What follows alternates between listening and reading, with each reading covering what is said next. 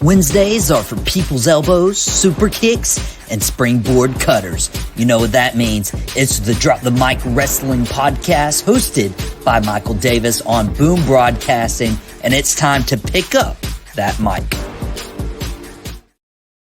I'm not by my lonesome today for the Drop the Mic Wrestling Podcast.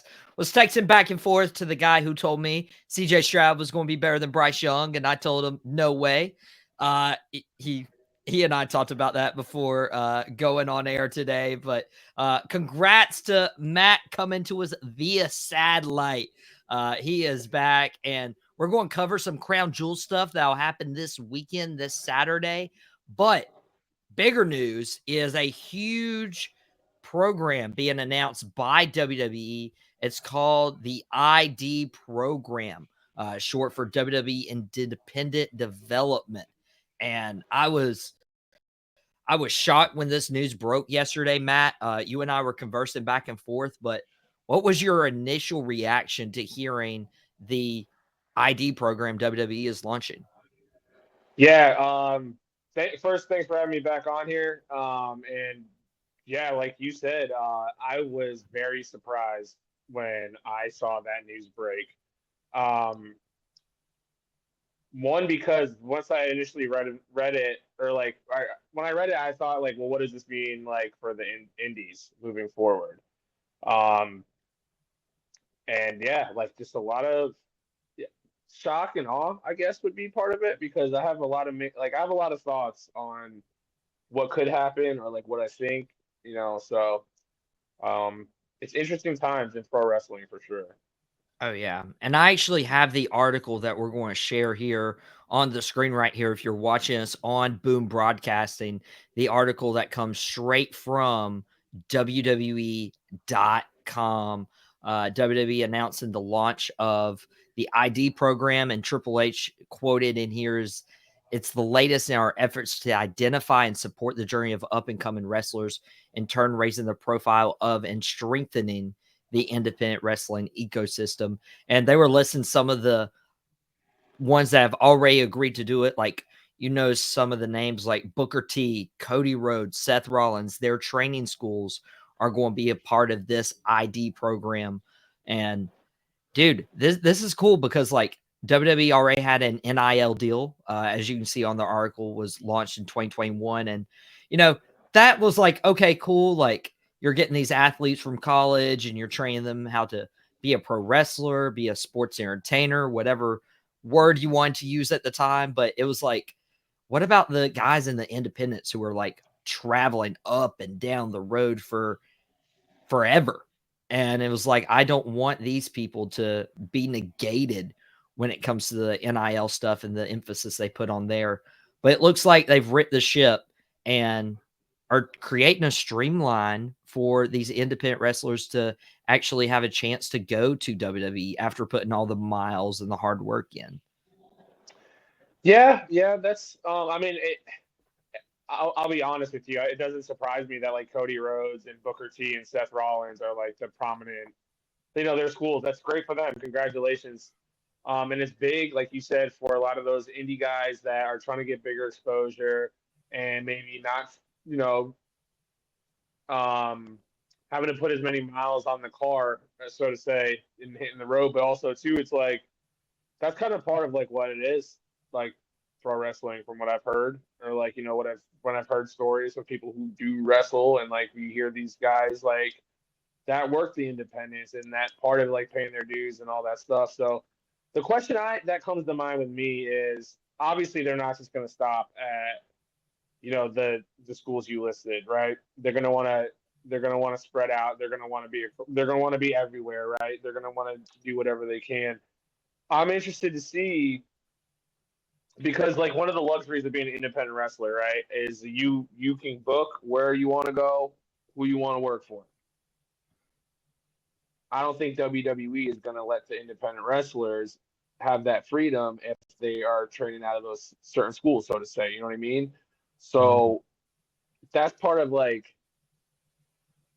I said, I don't know. I don't know if that's how it's going to be, but I would assume that given the track record of the WWE, they're not going to be so gung ho about, hey, you can go, fill a date in December because we don't have anything for you. They'd rather, they're not going to let someone else eat off of that dime. But if they do, that's great because I feel like also it increases like the booking rate of the indie wrestlers that are coming out of those schools. So it's like a double-edged sword. That's how I'm seeing it. I don't know. Yeah, that's like those are just it's still fresh too. I want to learn more about like what's coming with it before I'm like a firm stance on it. But that's just kind of how I've been feeling since the news broke.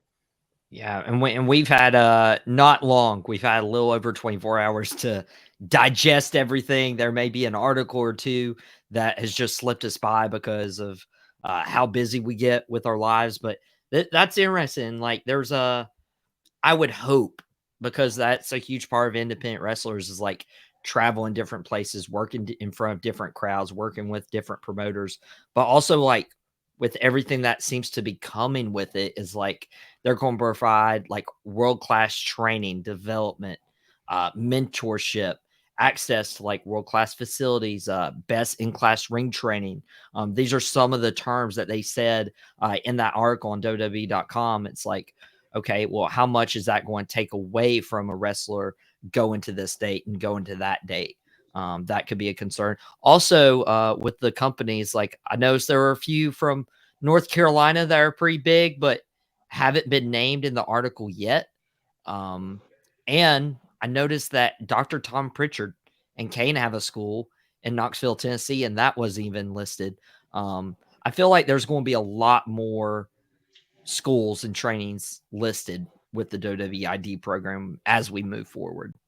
Oh, of course, and I think also too with that, unfortunately, I think that means that other schools will probably have to like close their doors because the goal for what I've heard again, I'm not speaking for anyone. I'm speaking as someone who has like heard the wrestlers like do their biographies and stuff like that, right? The goal is always to get to WWE, right? Right? Like Yeah, from everything absolutely. I've heard, the goal is to get there, right? So if you can fast track that there, why are you going to go to a pro wrestling school that's not affiliated with the WWE and you're going to have to do the extra work? I get like if you have an easier way to get that exposure every single time, I would guess, venture again, I would venture to guess 9 times out of 10, people are going to go to the school that has the backing of the federal, like, or like the corporation that they want to go to. Again, I'm just assuming. And Yeah. those are like, again, those are all things that came to my mind. I'm like, all right, well, like you just said, like there's a school in Atlanta that has to compete with Cody Rhodes and the WWE backing it now. I how do you compete against that? Could be tough, especially if like some of these WWE ID schools, if they raise their prices, because wrestlers have to pay to get trained. It's just like going to a university and you have to pay your tuition. Like it's the same thing for a wrestling school. Do these schools like up their price because they're affiliated with WWE now? And would a wrestler have to decide of like, hey, I don't have the money for that? Maybe they do go to one of those smaller schools, but they're not on that fast track, or they may not even get their foot in the door at that point. Right. Like, yeah, again, so it's going to be really interesting to see how it could just anyone go and just train there too. Yeah, Like, there's I don't know. there's much unknown with it, which is fine because like again, 24 hours into this news breaking, I'm sure we'll get a better idea of it. Especially now that we've kind of seen what the NIL deal is within the first 3 years, you're like, okay, makes sense why they would do it. I will say this, um, just from like reading like some articles and what some people put around on like the internet with it. There's people that are fearful too of this because the WWE did this in England before they did like NXT UK, and it just like wiped out a ton of promotion, like like the training schools. So that's like I guess like what part of the fear is too with that coming here. So again, I'm no one who I carry what as much weight in this can, right? When it comes to credibility on it. But these are just some thoughts I had when I saw it. I was like, this could. I was shocked. I was like, never in my life would I think that WWE would try to like corner the market. And then also, let me ask you this: do you think that I don't? They would never say this, but do you also think this kind of hurts AEW and like the MLWs and the TNAs from signing new talent now? And the- it almost seems like the WWE is trying to own the indies. Oh yeah, and honestly, it kind of reminds me of, I don't know if you've watched the McMahon documentary, but the first episode's really talking about, Black how Friday, Vince McMahon came in, whatever. taking over territories. It almost feels like that in a way of, hey, we have the global aspect of it, but now we're going into these local areas and really putting our stamp of like, hey, Mhm. we own this. We're still the number one brand, and AEW is not going to be easily able to access a lot of these guys. Any of them, not just AEW, TNA, yeah, any of MLW. MLW or New Japan, like it's smart. I mean, hey, it's smart. Kudos to them because Yeah. there's not gonna be a shortage of wrestlers signing up to go train there. So Hey, there's going to be no shortage of wrestlers. And there's also not going to be a shortage of matches this weekend. WWE Crown Jewel in Saudi Arabia. It still feels like a little bit of blood money, especially when you talk about how much that championship belt probably cost to make, only to be yeah, recognized once a year, rather than just like, hey, let's just do a trophy of all like things. the Which, Andre the Giant Memorial Trophy. yeah, which now means nothing after Cesaro had his big moment at WrestleMania 30. Ever since, it's been like, whatever. Um, but Remember this. Remember, you should soundbite this when it comes in regards to this Crown Royal belt in like 3 years. oh yeah, Yeah, dude, it's kind of crazy. Crown Jewel is going to put like world champion versus world champion, which is honestly the old Survivor Series method, where we had the WWE champion versus Universal champion for a few years. Survivor Series turned into more of a war games aspect. And so now I guess they're giving us that part of it. But I'll be honest, before we get into those, it feels like if you have your champion lose, you either need a dirty finish or you're going to make somebody look weak. And Matt, I don't love that either way, especially if you're giving them this whole like championship that they're supposed to earn. right. So are we starting off with We're going with the Gunther Cody mess. So Yeah. I think Gunther should go over. This is the best time to have Cody Rhodes take a loss and have it mean nothing. Like you could do the dirty finish. You could have like Kevin Owens come Oh, and mess over Cody Rhodes down the stretch. Like, hey, I'm taking everything from you, like Hangman style. Like, I'm taking everything from you. I want that belt. I don't want the Crown Royal one-off belt. I want your belt. And that could be how like Gunther wins, gets the heat. Gunther can say how he did something that Bill Goldberg never did and won in Saudi Arabia. He's a champion, all that, and like the loss propels Cody. It propels the story. It doesn't take away from Cody's steam. It's gonna like push the the narrative with him and Kevin Owens. I think Gunther is the move. Like that's me personally. It's just every time to have Cody lay down and take a loss between now and whenever he loses again. I think this is it. now I had another scenario in my head, but yours like hits right off the money, especially if you're going to go the, Gunther eventually wrestles Goldberg in that one-off match, Cody, and Kevin, you ignite that feud probably going into Survivor Series. I really love that. My thought was, I don't know if we'll ever see Brock Lesnar again, but it wouldn't surprise me if Lesnar made his return at a Saudi show to start a Gunther Brock Lesnar type of program. That's what came to my mind. I know it feels a I little don't off the think wall. if Brock Lesnar were to come back, right? Mm-hmm. I think he should fight Braun Breaker. Oh. Oh, yeah, that would definitely have to be it. But, Lesnar like, versus Braun Breaker would be like the match to make. I don't think you need to do that with Gunther. I think Gunther Goldberg is a lock. Like that's gonna happen. So you got like for Brock, you could save him for maybe after that, but um, I don't see Brock showing up here. it's so funny. 20 years ago, people were booing Brock Lesnar and Goldberg out of WWE at WrestleMania 20, and they were getting the stunners, everything. And 20 years later, we think they're going to rear their heads in to fight one of the younger up and coming stars. Amazing how wrestling works, doesn't it? Yeah, death taxes and Bill Goldberg getting one more match, squeezing him for one more. So I hope whoever enjoys it, but I think Cody and Gunther will be a good match. They'll work well with each other, and I think it'll go long too. They'll get the crowd into it. But my opinion and what I would like to see would be Gunther going over on Cody here. And that'd be cool because, like, we've seen Gunther over the last, few months, ever since he won King of the Ring, the World Heavyweight Championship. Like, he's redeemed his blemishes. Like, he was able to beat Randy Orton clean. He was able to beat Sami Zayn, who ended his streak at WrestleMania. And Gunther was eliminated by Cody Rhodes at the Royal Rumble 2 years ago. Like at the very end of the Royal Rumble. Mm-hmm.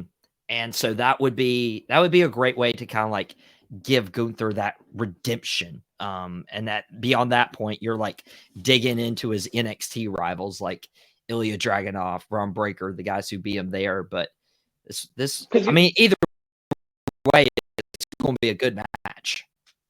100%. And if you think about it, right, how does Gunther benefit if he loses 2 matches in a row back to back? 2 big pay-per-view matches in a row. Did he lose the last How is time? that?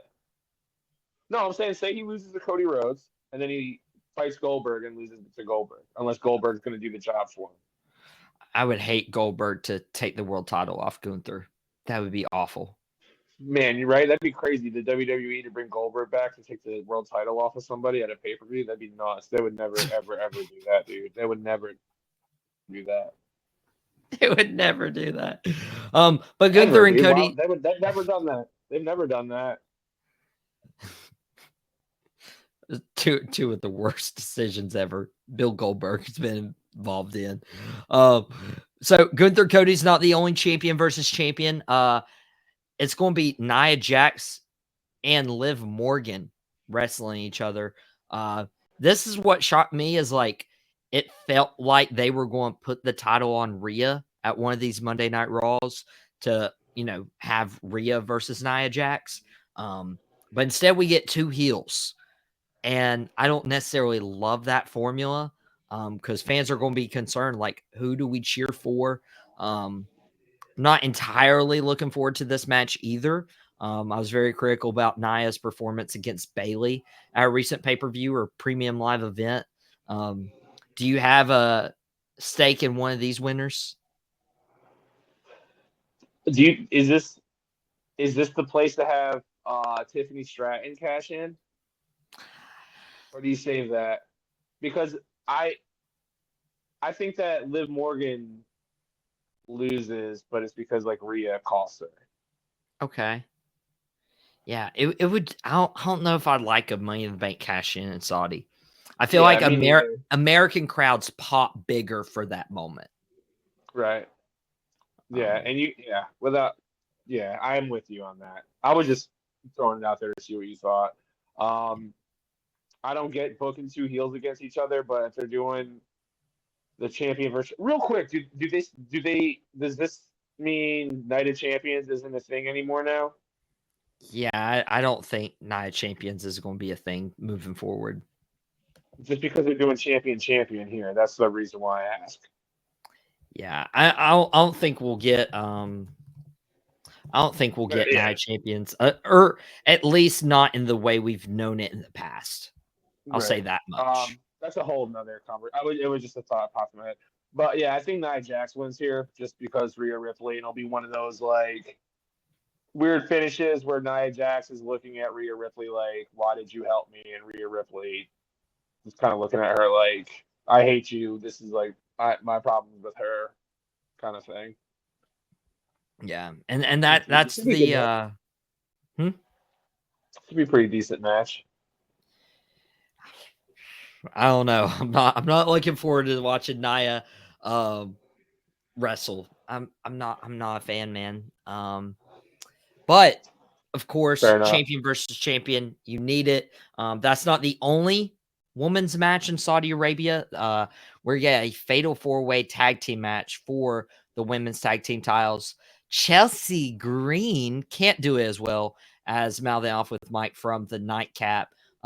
Chelsea Green and Piper Niven are one of the combatants. Metaphor from NXT, Lash Legend, and Jakara Jackson, as well as Damage Control, or at least what's left of Damage Control now. Kairi Sane, Leo Sky challenging Jade Cargill and Bianca Belair. I'm not going to lie, Matt. Pretty simple. I think Belair and Cargill retain. It feels Same. like they're just trying to get them on the show.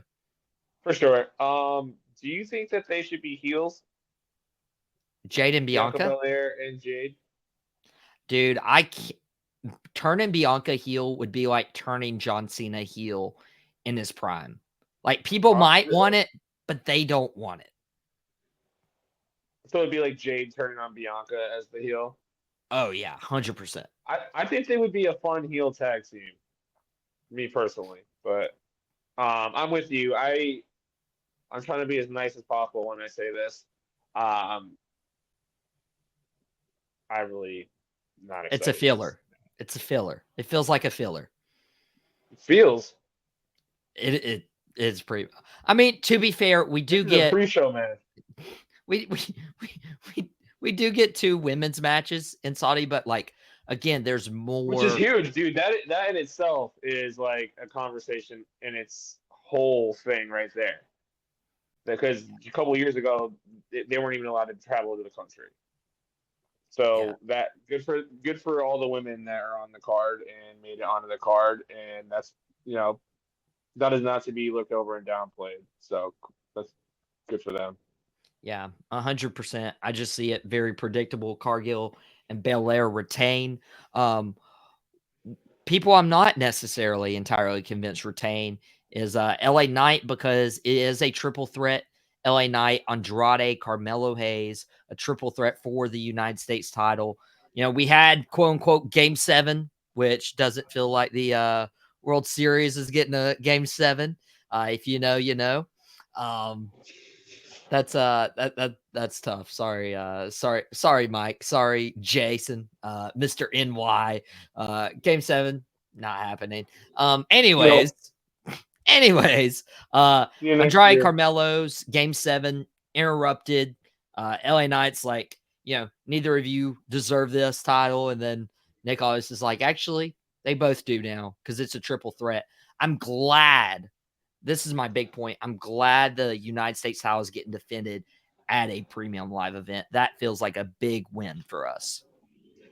Yeah, no, that's I was thinking of Nigel McGuinness when you were talking about LA Knight.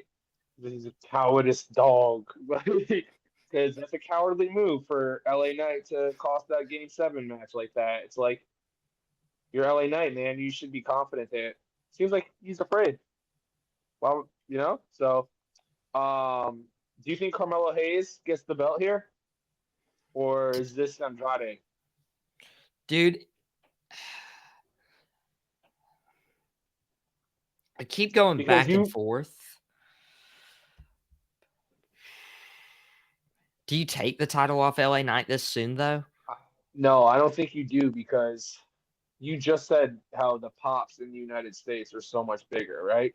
So Mm-hmm. I guess it really ultimately comes down to if you're gonna put the belt on Carmelo Hayes, would you rather do that in front of an American crowd or like United States? Because I feel like the WWE would put the belt on Andrade in Saudi Arabia before they would Carmelo Hayes, right?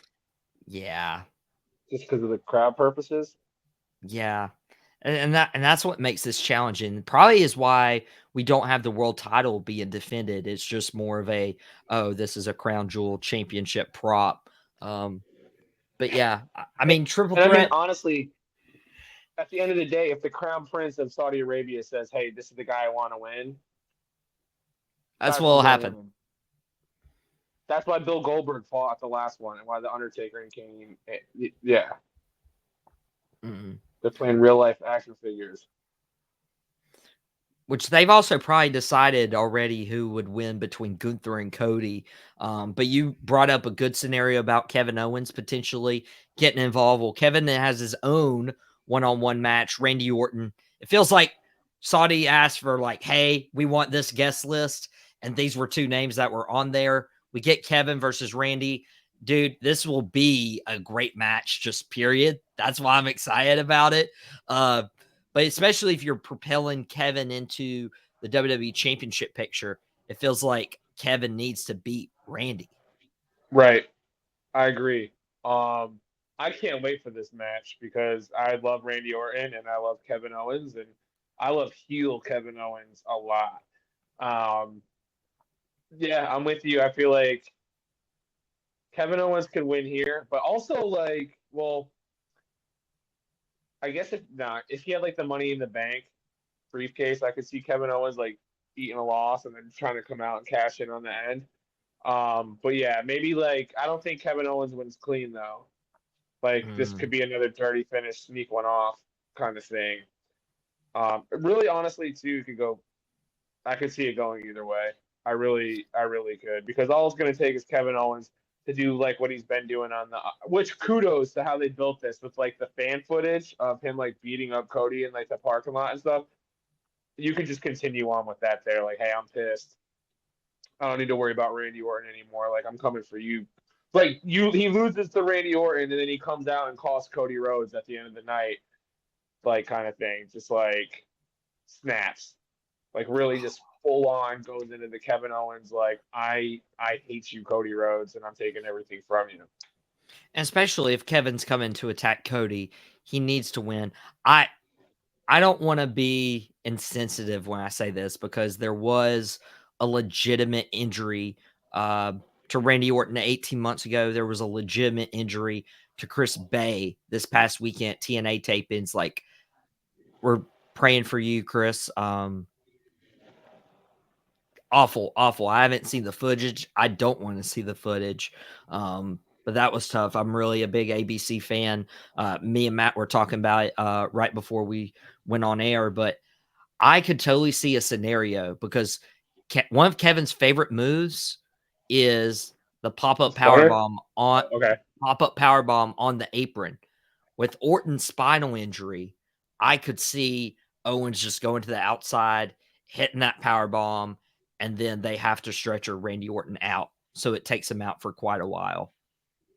That's that's actually really that's smart. Yeah, you could write him off with that, let him heal up, and bring him back just in time for like the Royal Rumble or WrestleMania. Yeah, no, that's a good one. Or like maybe Randy Orton wins and then Kevin Owens does that to him outside of the ring. That could also be a scenario, but and this would be perfect too. Like, let Kevin, let heel Kevin go after Cody Rhodes as a babyface. Cody's doing it on his own, and then maybe once Kevin and Cody finish, we can insert Randy Orton and potentially have Orton turn on Cody Right. and Right. go into that WrestleMania program. I was thinking as you were talking just now, like maybe Kevin Owens does to Randy Orton like how he did Sami Zayn on his debut at NXT, and just like ruthlessly just keeps going back to powerbomb him more and more until he knows that his back is done. Like so, Mm. I think that match is going to be really good. I think the best match, I think an even better match is going to be Seth Rollins and Bronson Reed. Bronson Reed. Yeah, that match is That going to be maybe the best one. dude, I'm excited for that too. Dude, they have really done a great job. Like Bronson Reed, you could tell in NXT he was a Triple H guy. Well, Triple H kind of, leaves. Vince McMahon, really just destroys like Bronson Reed as the character. Then we got Jonah on the independents in Japan. And then once Bronson Reed came back under the Triple H era, I mean, it took a while to rebuild him. I feel like they're doing the same with Karrion Kross right now. But now that Bronson Reed is a big time player and he's hitting the tsunamis and the tsunamis and the tsunamis, dude, taking out Seth Rollins like he did. Now Rollins back for revenge. Also keeps Rollins away from the world title now, elevating a younger guy. Call me crazy. I feel like Bronson Reed wins. Dude, I was thinking that too. Like, what Bronson Reed needs a big win, and like it's obvious Seth Rollins and CM Punk are gonna wrestle each other next, right? Or like at WrestleMania on night 2 or whatever. Mm-hmm. So why not let Bronson Reed win here? He gets a big win, and then he could go focus on someone else. Maybe the U.S. title or Intercontinental Championship after that. But I think I like you touched on it. I saw on Monday, they're just booking Bronson Reed as like a killer, dude. Like Seth Rollins did like the stomp, and then Bronson Reed just like hulked up and threw the trash can at him, and just like I like that. He's a big guy. He should be doing stuff like that. He should be getting angry when a smaller dude is like coming at him. He reminds me of like Bam Bam Bigelow. I know he likes to do he compares himself to that, and like I like how they're booking. They should be booking Bronson Reed. How they're booking him right now. So I think he goes over on Seth, and then we go from there. Dude, that'll be cool. I heard somebody say it that they reminded him of like Bam Bam Bigelow, Vader, and there was a Yeah. third guy somebody threw out, and I was like, you know what, that's pretty spot on. Dude, he moves so quick. He hits the ropes like a cruiserweight, and he's got the size of Vader and Bam Bam Bigelow, man. Like, I am a big Bronson Reed fan. Big Bronson Reed fan. If I had to rank the matches I'm excited for the most on Saturday, Bronson Reed versus Seth Rollins would be number 1, and then Orton and Kevin Owens would be 2. Well, number one for Or me. Cody 3. Number one for me is what's probably going main event tonight or Saturday afternoon, whatever you want to say. It like starts at like 1:00 on Saturday. It's the Bloodline. Right. It's any sort of combination between Solo, Tama Tonga Loa, Jacob Fatu. My personal prediction is Tonga Loa sits this one out for in-ring quality purposes, and they're wrestling for the first time in who knows how long, Roman Reigns and the Usos. Now, they didn't announce this on Monday's Raw, but it was broke on socials on Tuesday that is the route and direction they're going, is Roman and the Usos versus Solo's Bloodline. We also saw in the background Sami Zayn talking to Solo Sikoa on Monday's Raw, which was kind of crazy. Seeing maybe Solo trying to convince Sami not to join Roman's bloodline.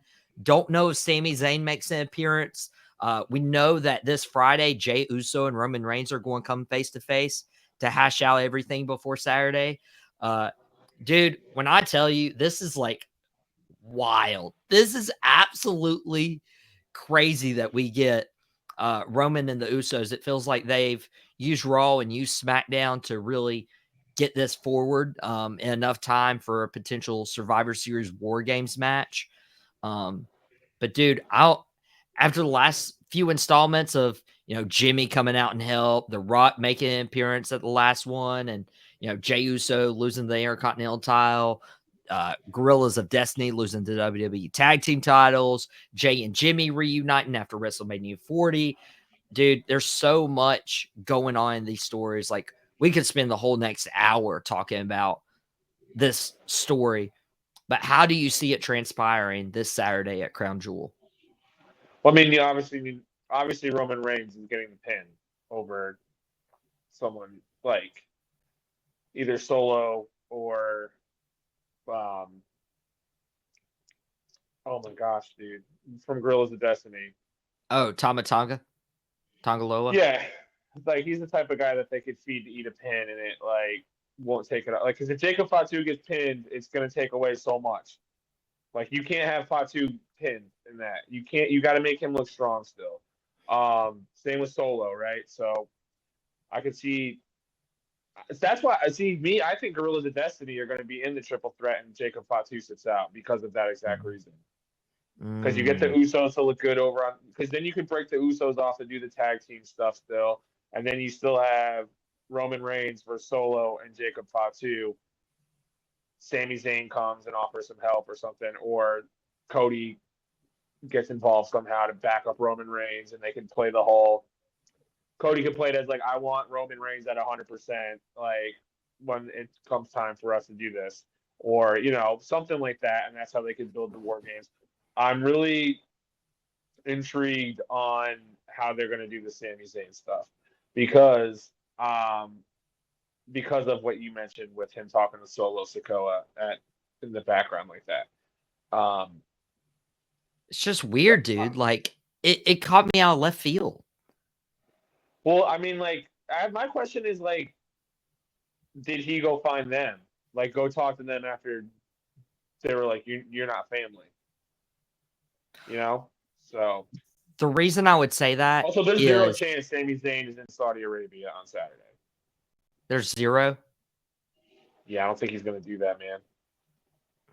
Mm. Has he ever wrestled over there? He has. He has. I think he wrestled. Gosh, I think he defended his Intercontinental title earlier this year, if I'm not mistaken. In Saudi Arabia, King and Queen of the Ring, I believe it was. It was Sammy versus Chad Gable and Bronson Reed for the Okay. Intercontinental title. So he's had that moment of wrestling over in Saudi. Okay, I was just making sure. I don't know. I don't see him going there. But back to like the topic of it, I just want to know how they're going to insert him into it. And then another thing, a thought I had is, what if like Sami Zayn did show up, right, and he ran in, and this is just me like fantasy booking. What if he ran in to save, you know, Roman Reigns and the Usos, right? And then Hikuleo shows up. Dude, that would be awesome. Right? Because he's in the bloodline too. And with stuff he did with Gorillas of Destiny over in Japan, that would make perfect sense. They're Bullet Club. Yeah. And no one knows who he is. It's this big 7-footer just shows up and just starts clearing house. And now Solo Sikoa has Jacob Fatu and a 7-footer to protect him. You need Cody Rhodes to come to help. You need some big muscle to come for the War Games. Wow. Because that kind of seems like what they're building it is right now. Is like Roman Reigns is getting so close to getting like his, what is it, the red the necklace. Dude, if you didn't tell me, I could pronounce it, but it's like the red lay ualale or something. Yeah, like he gets so close to doing it, and like it's like Roman Reigns gets so close, and then they just pull the rug out from underneath them. So maybe this could be like another one where it's like that, like another ace in the sleeve. Again, Dude. I'm just like fantasy booking it, the whole thing. Like that would make, I don't know, that'd be good. Or maybe you save him for War Games to do that, to like save Solo. Dude, Hikuleo would be awesome. I want that. Now I'll be disappointed if that doesn't happen. That'd be dope, right? Wow. Dang. Because then even like you pull in Sammy, I don't know if The Rock would do the War Games or if it would be Cody. Right, you don't Either have to worry way. about bringing The Rock for War Games if you bring Hikuleo in. Oh, right. Yeah. My math was off right there. See, I went to the great Appalachian State University, Rolled Nears, but math wasn't my major, so cut me You a break. are smart enough, man, to be the head coach of the Appalachian State football team right now. So, hey. Huh? You're nothing. Nothing. It was an unkind comment on the current head coach of the App State football team. Oh, fair. Yeah. I've made plenty of those on Out of Pocket. Who knows what He needs to be fired. Um, yeah. Mhm. That's a whole nother. Not asking for anybody to lose their job, but he needs another job away from App State. Yeah. That's how I put it. Yep.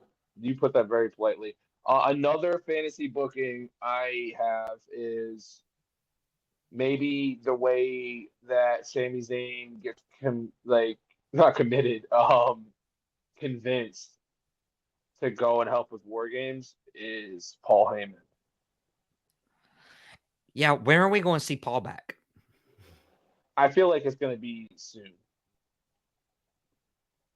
Like Paul Heyman saying, "I have someone that's going to help us," and then that's when he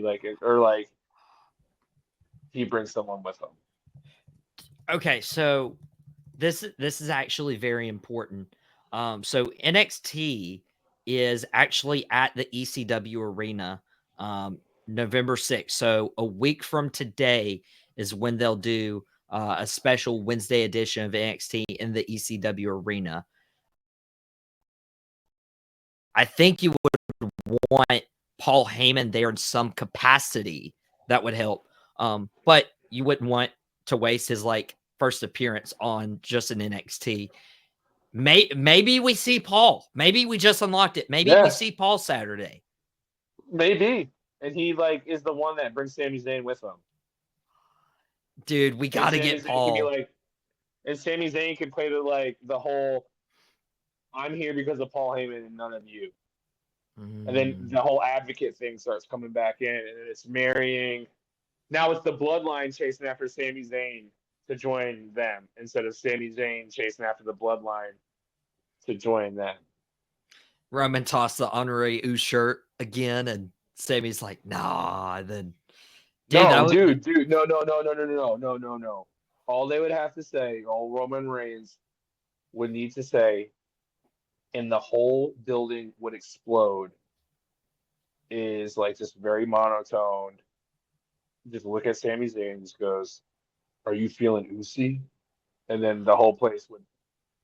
That's all. That's all. That's all you would need. Massive dude, yes chant breaks out, and then Sami Zayn hugs them, and then it's like, we'll see you at War Games. Books itself. books itself. Via satellite, Matt Cosgrove books itself. Dude, that is yeah, that was literally the best way. Have you been feeling oozy on the Drop the Mic Wrestling podcast? Oh man, I'm feeling oozy. I'm feeling oozy. Dude, it's always great to have you on here, my friend. Talking WWE's ID, their new independent wrestling program, talking Crown Jewel this Saturday. It's been a blast. We planned on 30 minutes and then we stayed on a little bit longer, but dude, this is literally me and Matt just all the time having conversation. It's always good to see you and talk with you, my friend. Yeah, you too, man. And I'm happy to be on, and we got to talk some wrestling, and we got to speak our honest truths about Appalachian State's head coach. And I'm looking forward to bumping into you in via Satelliteville next month at WrestleKid. Via Satelliteville. I'm excited. Let's go. Get the tables. Guys, appreciate y'all join us for Drop the Mic today. I want to see your Crown Jewel predictions in the comments below. In addition, we had Sideline Savants earlier this afternoon. That's available on demand through Boom Broadcasting. We got the Lombardi Party tonight at 6. You got the Nightcap tonight after Dynamite. Tomorrow, you got It Stinks, the TV show review from Sean. You got Dugout Debrief with Chris DeLuca, big Dodgers guy. Talking about what's happened in the World Series. Dude, so much stuff. And then we'll obviously be back out of pocket at 5:30 tomorrow and Drop the Mic back next week, probably talking about whatever happened this past weekend. But guys, it's been awesome. Thank you, Matt, for joining us via satellite. Always a pleasure. Guys, appreciate y'all. If you guys enjoyed this video, shoot the link to a friend. It's always great to see you guys in the comments. But guys, we got to get out of here. And whatever you do, Don't drop the mic, and we'll catch you here next week.